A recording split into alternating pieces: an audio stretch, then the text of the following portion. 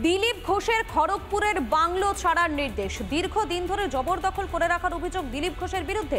রেলের তরফে নোটিশ দিয়ে ব্যক্তিগত হাজিরার নির্দেশ দিয়ে নোটিশ এবং 21শে এপ্রিল দক্ষিণ পূর্ব রেলের এস্টেট আধিকারিকের কাছে হাজিরার নির্দেশ প্রাক্তন বিজেপি সাংসদকে। হাজিরা না দিলে একতরফা সিদ্ধান্ত নেওয়ার হুঁশিয়ারি রেলের তরফে। আমার বাংলো নয়, রেলেরই বাংলো। যে টিএমসির নেতারা এটাকে ইস্যু করছে, তারা খড়গপুরের প্রত্যেক ওয়ার্ডে এরকম বড় বড় অফিস তৈরি করেছে, এসি লাগিয়ে, সেখান থেকে বিজনেসও হচ্ছে, ধান্দাও হচ্ছে, সন্ধ্যাবেলা মৌজ মস্তিও হয়। তারা আমার বিরুদ্ধে কমপ্লেন করছে।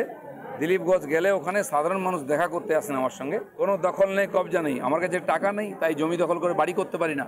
আমি রেলের অনুমতি নিয়ে একজনের নামে অ্যালটমেন্ট, সেই জমি ব্যবহার করি। মার্চ মাসে তথ্য জানার অধিকার আইনে 24 তারিখে আমি রেলের কাছে দরখাস্ত করেছিলাম এবং আমি বলেছিলাম ওটা অবৈধভাবে দখল করে রাখা আছে।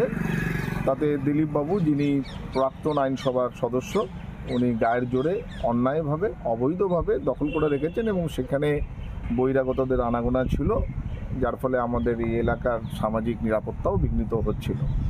আর তার পাশেই আরকেবি ট্রেনিং সেন্টার। এই চিঠি পাওয়ার পরে রেল এখন এভিকশন নোটিশ দিয়েছে তুষারকান্তি ঘোষকে এবং তাকে পার্সোনালি হাজির হতে বলেছে ব্যক্তিগতভাবে 21 তারিখে। রাত হলেই ঝুমঝুম আওয়াজ, কখনো নুপুরের শব্দ দূরে থেকে আসছে কাছে, আবার কখনো মিলিয়ে যাচ্ছে দূরে। ভূতের ভয়ে প্রাণ ওষ্ঠাগত আবাসিক পড়ুয়াদের। ব্যাগ গুছিয়ে হোস্টেল ছাড়ার হিড়িক।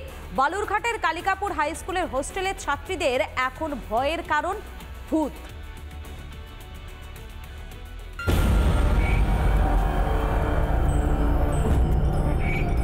আধার নামলেই গা ছমছম, নুপুরের শব্দ, আতঙ্কে কারো হাত পা কাঁপছে, কারোর আবার অজ্ঞান হয়ে খিঁচুনি।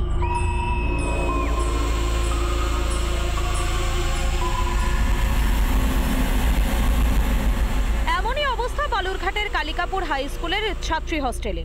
ভূতের ভয়ে হোস্টেলে থাকা দায় পড়ুয়াদের। রাত্রে হলে শুধু একটু আওয়াজ হচ্ছে, ছামছাম শোনা যাচ্ছে, আর আমরা ভালো করে থাকতে পারছি না, ভয় পাচ্ছি। আমরা 1 তারিখ থেকে শুরু হয়েছে। বাচ্চাটা ভয় পেয়ে গেছে, বাইরে আওয়াজ পাওয়া যায়, কিন্তু ওরকম আমি তো কিছু দেখতে পাই না। রাত্রে তো ওই সবাই একটা মেয়ে অসুস্থ হয়ে গেছে হঠাৎ করে, তারপর পরে দেখছি আরো 2-3 জন এরকম হয়ে গেছে। ভূতের ভয়ে হোস্টেলে থাকতে চাইছেন না পড়ুয়ারা। বাড়িতে খবর যেতেই হোস্টেলে ভিড় জমান অভিভাবকেরা। রাত্রে ফোন চলে গেছে, ফোন দিয়ে বলছে যে আমরা থাকবো না, এখানে ভূত পাওয়া যাচ্ছে, ভূত দেখা দিচ্ছে। পড়ুয়াদের আতঙ্ক কাটাতে শিক্ষকদের সঙ্গে ময়দানে নামেন বিজ্ঞান মঞ্চের সদস্যরাও।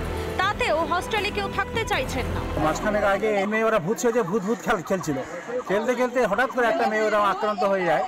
ওকে তারপর সেন্সলেস হয়ে কোনো সেন্স থাকে না, ছমছমা আওয়াজ, পাইলে আওয়াজ, এগুলো যে বলছে, বলার সঙ্গে সঙ্গে বিজ্ঞান মঞ্চের সঙ্গে আমি কথা বলেছি। বিজ্ঞান মঞ্চের সঙ্গে কথা বলে আজকে এনেছিলাম, ওনারা সব বুঝিয়েছে।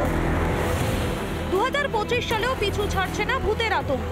পড়ুয়াদের হোস্টেল ছেড়ে বাড়ি চলে যাওয়ার ঘটনার সামনে আসতেই পড়েছে আলোড়ন। দক্ষিণ দিনাজপুর থেকে রিপন ভৌমিকের রিপোর্ট, রিপাবলিক বাংলা। নানা ধরনের কন্টেন্ট দেখার জন্য লাইক করুন, শেয়ার করুন আমাদের ফেসবুক পেজ, সাবস্ক্রাইব করুন আমাদের ইউটিউব চ্যানেল। পাশাপাশি অন্যান্য ব্রেকিং নিউজের জন্য অবশ্যই চোখ রাখুন রিপাবলিক বাংলায়।